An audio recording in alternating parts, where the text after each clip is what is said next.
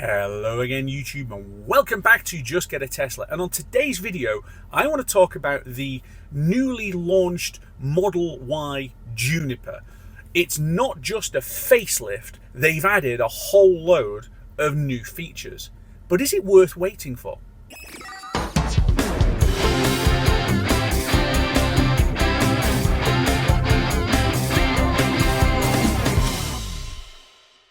And I do say, is it worth waiting for? Because you can get a car today if you use my referral code and get money off. You can get the existing Model Y right now if you want to go and buy one. And if you do want to go and buy one, you're going to save yourself money in the UK, because from the 1st of April onwards, any new car, EVs included, that costs more than £40,000, and the Model Y absolutely will, you are going to pay the luxury car tax, and it's an extra 2,000 quid. So think of it as a discount if you buy the existing car. But is it worth waiting for the new one? There's actually an enormous amount of changes from what I can see in the new car. So let's unpack this. They have made more changes to this car than I was expecting. We saw the Model 3 Highland, so there were things that we were expecting.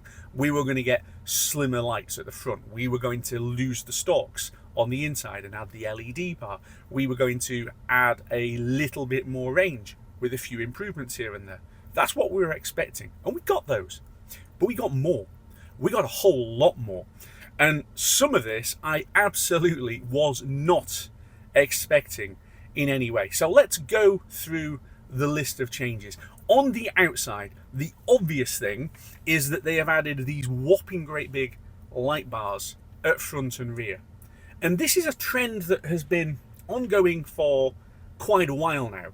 And not just on EVs. The current, is it 8.5 Volkswagen Golf? That's got a light bar across the front. And that's not even an EV. But there's quite a few other EVs. So BYD have light bars. Hyundai Ioniq 5 has a light bar. The light bar thing is the latest cool trend, but I don't particularly like them. Honestly, I'd be happier just with headlights the way that you've got it on the Model 3 Highland.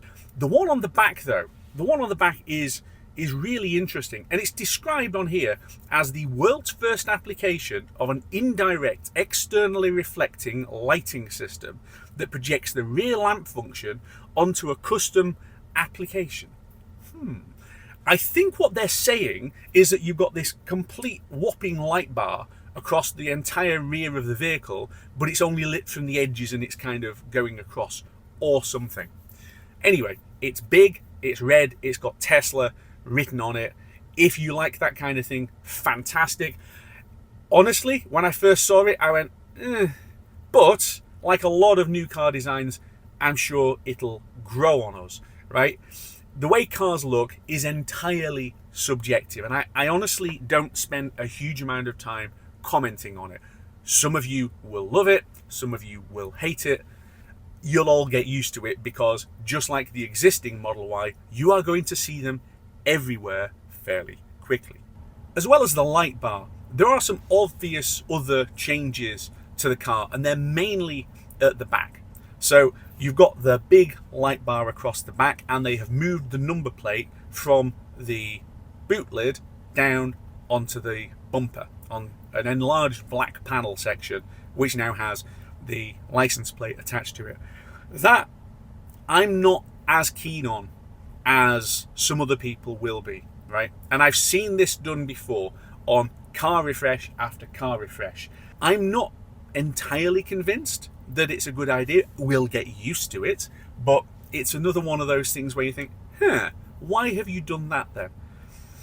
But hey, they've got to make the thing look different, and it does. Maybe because the light bar is there, they had to move it down. I'm not entirely sure. An interesting thing that people are talking about, certainly with the long-range car that is now on sale in Australia, is that they have packaged the acceleration boost in for free. Well, it's not free. You're paying for it, but it's part of the overall cost. So the car is now accelerating in 4.3 seconds. Mine accelerates in 4.3 seconds because I've got the acceleration boost. I believe that the acceleration boost is also now going to be available for rear-wheel drive cars. So they have changed the motor or the motor software, or they've done some adjustment to it that allows it to push harder if you've only got the rear-wheel drive car. They've adjusted the suspension, so they're trying to make the thing a little bit more forgiving. There's been all kinds of allegations, and I don't know how true they are because I've never really got to the bottom of them, that various different iterations of the suspension on the current Model Y have made improvements to the ride. Mine is a summer 2022 car built in Shanghai, and the suspension is firm and a little bit unforgiving, if we're honest about it.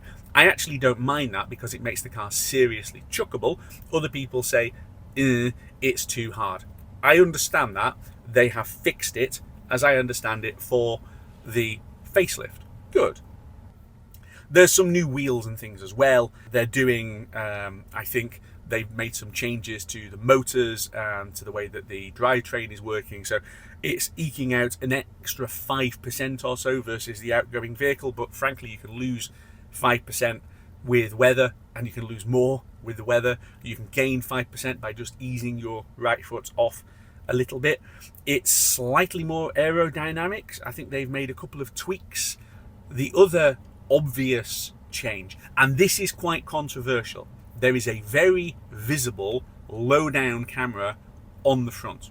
Very visible, right? This is something that has been needed ever since they took the ultrasonic sensors away, because my car has got USS. All the ultrasonic sensors do that's actually useful is detect low down objects which the cameras up in the pod on the windscreen cannot see because they're hidden by the front of the car. A low down camera means that you will properly be able to detect those objects, and they're saying that it is being done to make autopilot better. Perhaps. I actually think there is an element of too many people have struggled to see objects in front because the computer can't just render based on guesses. It needs a camera. And even more controversially, that camera has got a water cleaning system. Okay, so it is going to clean itself. Can we also please have that for the one on the back, please? Because the number of times when you've got mucky weather and dirt is being sucked up the back of the car, as happens with aerodynamics, that camera gets absolutely caked in crud and you struggle to be able to see out of it. So if you've got a cleaning system for the camera on the front, they really should fit it to the one on the back. There's nothing that says that that's the case. I honestly don't know. And also there is an extra colour. Okay, good. At least it's not white, black and grey. And yes, I've got a white car. I love pearlescent white. I know it was the free colour, but I love pearlescent white cars. I just do. I've had several of them. I'm very happy with the colour, but I love the fact that they're now adding actual colours. Yeah, another blue is a good thing. Let's have more variety in car colours in general. On the interior, most of the changes are as we were expecting. So it has added the LED strip around the car. Now, when I test drove the Model 3 Highland with that on, I actually thought that it was quite cool, but I would have to have it turned down to a deep red colour or something, because frankly, it's just going to be distracting. As well as the LED strip, they've also added the rear screen, which is great because now passengers in the back can actually control their own seat heating and things like that. I do have to wonder, have they made the seat heating in the rear automatic the way it is in the front? Because honestly, it's uncanny the way that it works in the front. It's very intuitive. It knows exactly how much heat it needs to put. Can we have the auto feature in the back, please, as well as controls that are back there?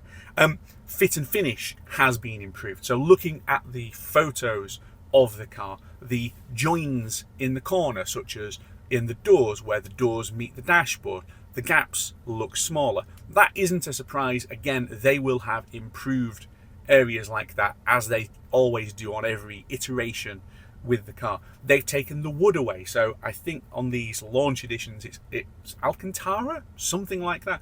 Either way, I don't actually mind the wood, but I know a whole load of people who hate it. So they've listened, they've taken the thing away again. Before the bit that we're all going to talk about, let's just look at some of the other changes that they've made. The rear seats are now motorized, so you can lower them and raise them at the touch of a button. I honestly don't see the point, but hey, rock and roll if that's what you want. All of the seats are now heated and ventilated. Okay, that's helpful. It's got an improved sound system. And when I say an improved sound system, the existing 14 speaker sound system is absolutely banging. It's not quite as good as the Bowers and Wilkins setup that I had in my Volvo, but it's not far off. 16 speakers might actually not be as big an improvement as it sounds. I haven't heard it yet, but either way, the existing car has got a fantastic audio system. I'm sure the new one is going to be good there as well. On the center console, they have added a cover for the cup holders. Okay. Other than that, though, it does kind of look very, very similar to the existing car. The screen is slightly bigger. I think they've taken the bezels down a little bit. So the same physical footprint, but with a bigger screen. It's now 15.4 inches rather than 15 inches. And it's just the bezels, as I understand it. And now the biggie. And this is the bit where Tesla just make me laugh. Because on the Model 3 Highland, they blew people's minds by taking away the stalks. You have haptic buttons on the steering wheel for your indicators, for windscreen wipers, for engaging autopilot, and then the forward and reverse drive mode is basically a swipe on the screen. In the photos of the new Model Y, in certain markets, not in all markets, but certainly in right-hand drive markets like this one, the car now has one stalk. One. Not two, one. They have, they say, taken the feedback from drivers and they have kept a stalk for the indicators. But they have also put the haptic buttons on the steering wheel. So it's the same steering wheel with the haptic buttons, but those are now programmable. Tesla are listening to people. They have added more physical buttons. And don't say to me, no Ian, it's not physical, it's haptic. If you've touched those buttons, they click. They might be haptic, but they are seriously physical, right? They click. So those are now programmable. Now, a lot of people have been adding things like sexy buttons, and now you've got the sexy knob and other third-party things. Is this Tesla getting in on the game and saying, hey, we can do that. We can have customable, programmable, adjustable touch buttons as well. So they've added additional control. So you've still got an indicator stalk, but on the right-hand side, you no longer have a drive stalk. You still do the swipey on the screen. So they've kind of gone to a halfway house solution, at least in Australia. And we're assuming that other cars brought into right-hand drive markets high, like ours, are going to get the same thing. That, I think, is a real positive. They're actually listening to people.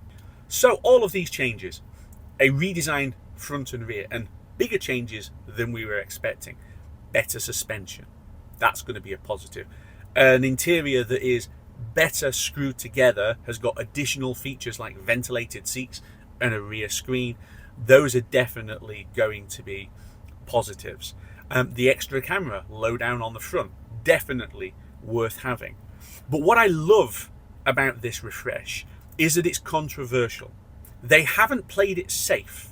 And you could argue that the Model 3 Highland refresh was playing it safe. The headlights got a little slimmer. The rear tail lights got a little more refined. They added a few little tweaks here and there, but there wasn't anything bold about it. It was, in essence, copying what they already had.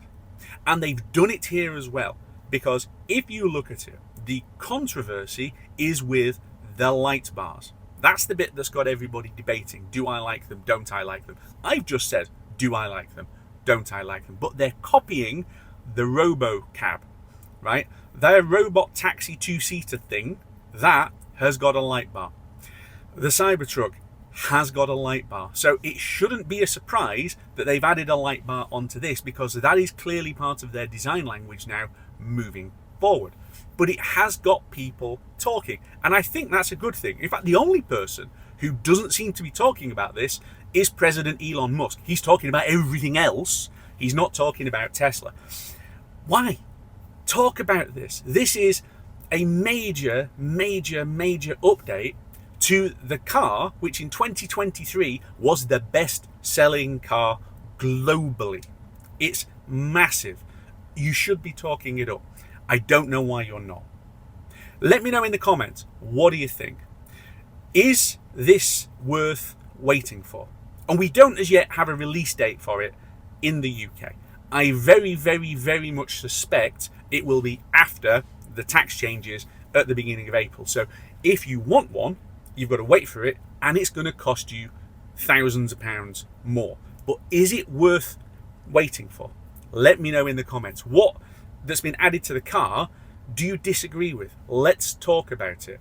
For myself, I can't wait to see it in the metal. I suspect it will look better. Those controversial light bars will look better physically than they do on the renders and then the pictures and the videos and all the rest of it. I think they're going to look better. And this car is now on sale in certain markets like China, like Australia.